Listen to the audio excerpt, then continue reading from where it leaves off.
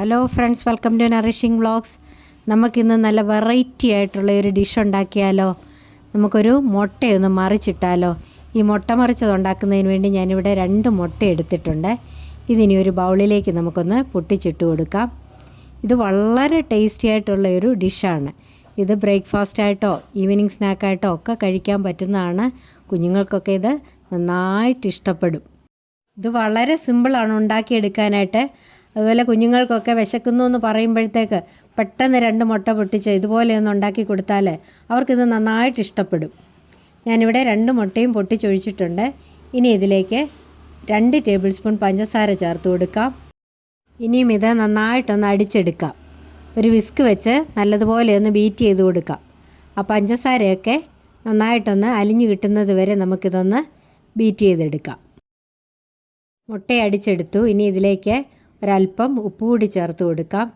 അതുപോലെ ഒരല്പം ഏലക്ക കൂടി ചേർത്ത് കൊടുക്കാം. ഞാനിവിടെ ഏലക്കായും പഞ്ചസാരയും പൊടിച്ചത് ഒരു 1/2 ടീസ്പൂൺ ചേർത്ത് കൊടുക്കുകയാണ്. 2 ഡ്രോപ്പ് വാനില എസൻസ് കൂടി ഇതിലേക്ക് ചേർത്ത് കൊടുക്കാം. വാനില എസൻസ് ചേർത്ത് കൊടുക്കുമ്പോൾ ആ മുട്ടയുടെ ആ ഒരു ടേസ്റ്റൊക്കെ ഒന്ന് മാറി നല്ലൊരു ഫ്ലേവർ കിട്ടും. ഇനി ഇത് നന്നായിട്ടൊന്ന് ബീറ്റ് ചെയ്തെടുക്കാം. ഇതെല്ലാം കൂടെ ചേർത്തിട്ട് നല്ലതുപോലെ ഒന്ന് ഇളക്കി കൊടുക്കാം. എൻ്റെ ചാനൽ ആരെങ്കിലും സബ്സ്ക്രൈബ് ചെയ്യാതെ കാണുന്നുണ്ടെങ്കിൽ ഒന്ന് സബ്സ്ക്രൈബ് ചെയ്ത് സപ്പോർട്ട് ചെയ്യണേ. അടുത്തുള്ള ആ ബെല്ലൈക്കൺ കൂടി മറക്കാതെ ഒന്ന് എനാബിൾ ചെയ്യണം. എങ്കിലേ ഞാനിടുന്ന വീഡിയോസൊക്കെ നിങ്ങൾക്ക് നോട്ടിഫിക്കേഷനായിട്ട് ലഭിക്കുകയുള്ളൂ. മുട്ട ഞാനിവിടെ നന്നായിട്ട് അടിച്ചെടുത്തിട്ടുണ്ട്. ഇനിയും ഇതിവിടെ ഇരിക്കട്ടെ. നമുക്കിതിലേക്ക് ആവശ്യമായ റൈസിൻസും കാഷ്യൂനട്ടും കൂടെ ഒന്ന് വറുത്തെടുക്കാം. ഇനി ഞാനിവിടെ ഒരു പാൻ അടുപ്പിൽ വെച്ചു. അത് ചൂടായി. അതിലേക്ക് 1 സ്പൂൺ ബട്ടർ ഇട്ട് കൊടുക്കാം. ബട്ടറോ നെയ്യോ എന്തെങ്കിലും മതി.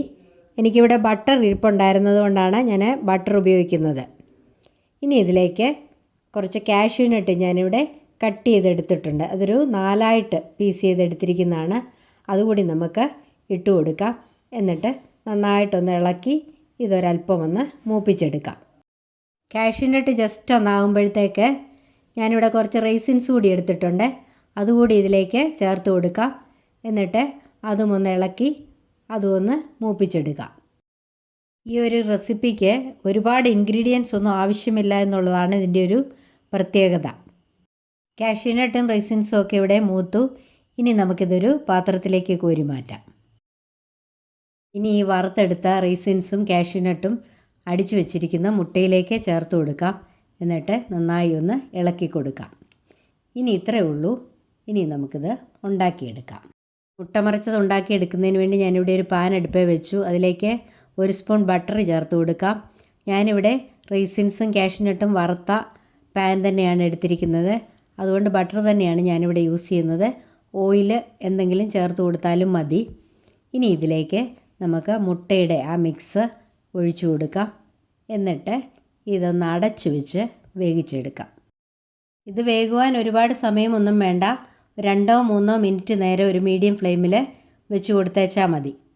ഇനിയും ഇത് നമുക്കൊന്ന് മറിച്ചിട്ട് കൊടുക്കാം. ആ ഒരു വശം നന്നായിട്ടായിട്ടുണ്ട്. ഇനി നമുക്കിത് മറിച്ചിട്ട് കൊടുത്ത് ഈ വശം കൂടെ നമുക്കൊന്ന് മൂപ്പിച്ചെടുക്കാം.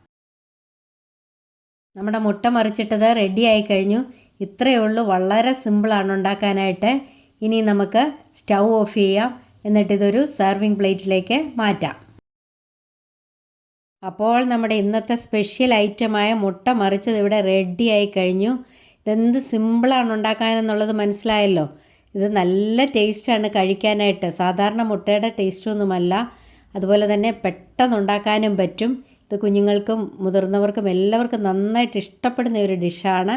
ബ്രേക്ക്ഫാസ്റ്റായിട്ടൊക്കെ കഴിക്കാനായിട്ട് വളരെ നല്ലതാണ്.